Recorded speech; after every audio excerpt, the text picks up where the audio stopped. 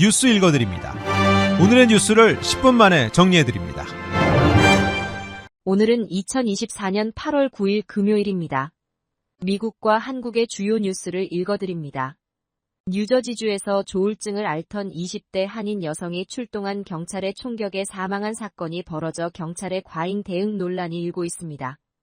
뉴저지 한 인회와 피해자 측 변호사, 뉴저지주 검찰 발표 등을 종합하면 뉴저지주 포트리 아파트에 거주하는 올해 26살 이모 씨가 지난달 28일 새벽 1시 25분께 자택으로 출동한 현지 경찰관이 쏜 총에 맞아 숨졌습니다. 사건 당일 이 씨 가족은 조울증 증세가 심해진 이 씨를 평소 진료받던 병원으로 옮기기 위해 9일 이래 구급차를 요청했습니다. 경찰은 현관을 부수고 이 씨 집에 진입했고 당시 대형 생수통을 들고 있던 이 씨를 향해 총격을 1회 가했습니다. 총알은 이 씨 흉부를 관통했고 이 씨는 이후 병원으로 옮겨졌지만 새벽 1시 58분께 사망 판정을 받았습니다. 이 씨는 문을 부수는 소리에 두려움을 느껴 물통을 들고 있었을 뿐인데 경찰이 진입 후 이 씨를 보자마자 총격을 가했다고 유가족은 주장했습니다. 개빈 뉴섬 캘리포니아 주지사가 각시 정부의 노숙자 캠프 철거를 명령했습니다. 노숙자 캠프 철거가 제대로 이루어지지 않은 시 정부에 대해선 내년도 주 정부의 예산 지원을 잃게 될 수 있다고 경고했습니다. 현재 미국 전역의 노숙자 인구 가운데 3분의 1가량이 캘리포니아에 있는 것으로 파악되고 있습니다. 캘리포니아주는 뉴섬 주지사 취임 이후 노숙자 관련 정책 240억 달러의 예산을 지출한 것으로 나타났습니다. 한편 캐런 베스 LA 시장은 뉴섬 주지사의 공격적인 노숙자 정책에 대해 효과가 불확실하다며 반발하고 나섰습니다. 도널드 트럼프 전 대통령의 지난 2020년 대선 결과 뒤집기 시도 의혹과 관련한 형사 재판이 연기될 가능성이 높아졌습니다.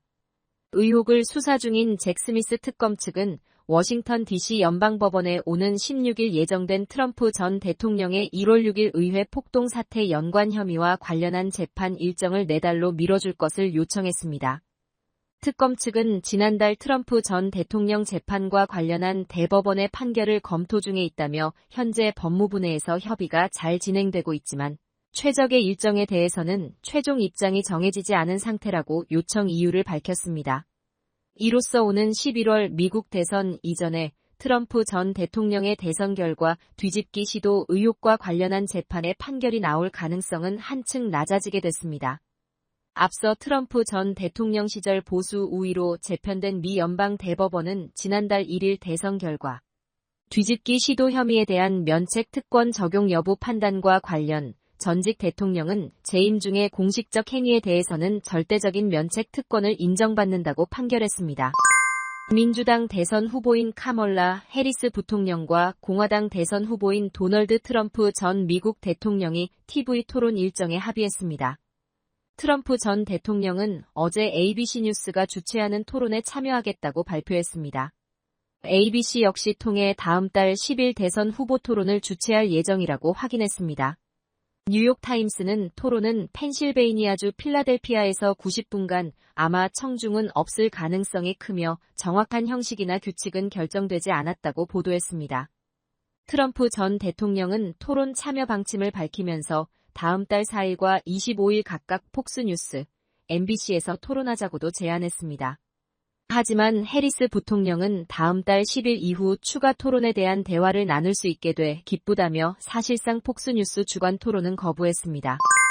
여론조사 기관 입소스가 발표한 지지율 조사에 따르면 경합주 7곳에서 실시한 지지율 조사 결과 해리스 50%, 트럼프 48%를 기록했습니다.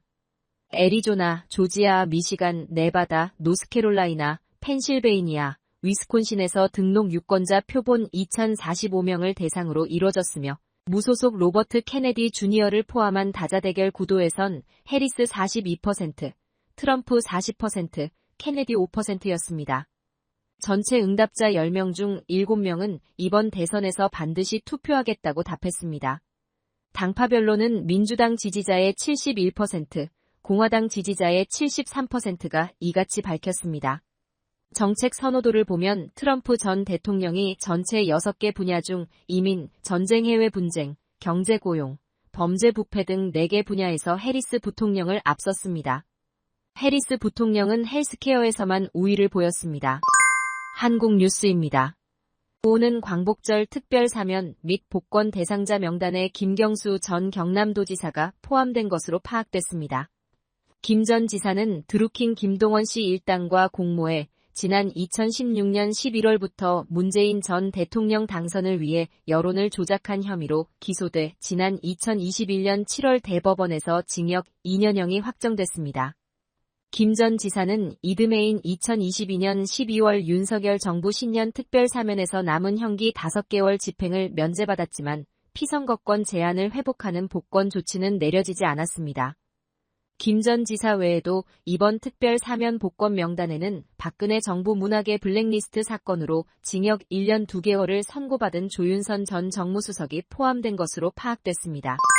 아파트 지하주차장 전기차 화재에 대한 불안감이 이어지는 가운데 서울시가 전기차 충전율을 제한하는 방식을 대책으로 내놨습니다. 서울시는 충전율이 90%가 넘는 전기차가 공동주택 지하주차장에 들어가지 못하도록 권고하는 내용으로 공동주택 관리규약 준칙을 개정할 예정이라고 밝혔습니다. 시는 전기차 소유주가 제조사를 통해 90% 이하로 차량의 충전 제한을 설정하면 인증서를 받을 수 있도록 할 계획입니다.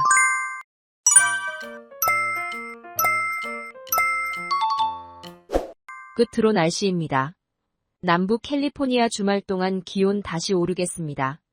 LA와 오렌지 카운티는 낮 최고 기온은 85도, 밤 최저 기온은 64도 예상됩니다. 밸리와 인랜드 엠파이어 지역 낮 최고 기온은 95도, 밤 최저 기온은 64도 전망됩니다. 해안가 지역은 낮 최고 기온 74도, 밤 최저 기온 64도 예상됩니다. 산간 지역 낮 최고 기온은 83도, 밤 최저 기온은 54도, 사막 지역은 낮 최고 기온은 105도, 밤 최저 기온은 79도 전망됩니다. 오늘의 뉴스 읽어드렸습니다. 고맙습니다.